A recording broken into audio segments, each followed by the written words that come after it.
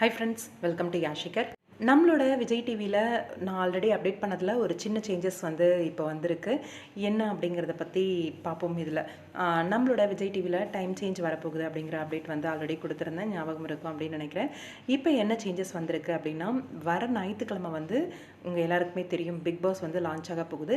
சனிக்கிழமை வந்து cook with கோமாளி இல்லை. அதனால் வர சனிக்கிழமை மட்டும் 9:30 10 o'clock ஸ்லாட்டில் ஓடிட்டுருக்க 2 சீரியலும் வந்து எக்ஸ்டெண்ட் ஆக போகுது. அன்னைக்கு ஒரு நாள் மட்டும், அதாவது சின்ன மருமகள் சீரியல் ப்ளஸ் நீ நான் காதல் சீரியல், 2 சீரியல்ஸ் மட்டும் 1 hour வந்து, அதாவது ஆஃப் அன் ஹவர்னு 1 hour டெலிகாஸ்ட் ஆக போகுது. இது இல்லாமல் இன்னும் ஒரு சேஞ்சஸும் நடந்திருக்கு.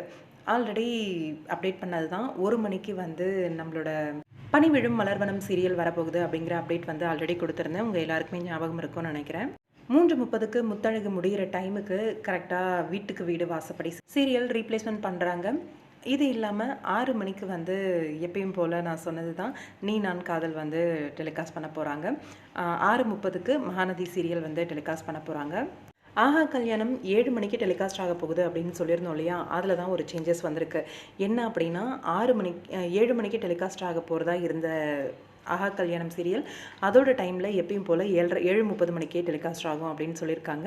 இப்போ சின்ன மருமகள் டைம் சேஞ்ச் ஆகுது இல்லையா, அந்த சீரியல் வந்து 7 மணிக்கு டைம் சேஞ்ச் ஆகிருக்கு. 3 மாதத்துக்கு இதுதான் டைமிங்கா, இல்லை டிஆர்பி வச்சு மறுபடியும் சேஞ்ச் ஆகுமா அப்படின்னு தெரியலை. பார்க்கலாம், வெயிட் பண்ணி. ரொம்ப பெரிய ஒரு மாற்றம் வரும் இந்த டைம் சேஞ்சுக்கு அப்புறம் டிஆர்பியில் அப்படின்ட்டு. ஏன்னா இது வரைக்கும் கம்ஃபர்டபுளான ஜோனில் வந்து அந்த டைமிங்கில் உட்காந்துட்டு இருந்த சீரியல்ஸ் ஒரு சிலது வந்து மூவ் ஆகிருக்கு. அந்த சீரியல்ஸோட டைமிங் எல்லாம் இனிமேல் எப்படி இருக்க போகுது அப்படிங்கிற ஒரு இது இருக்குது.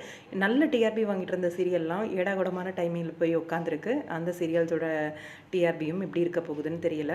வெயிட் பண்ணி பார்ப்போம். உங்களோட கருத்து என்ன அப்படின்னு கமெண்ட் பாக்ஸில் சொல்லுங்கள்.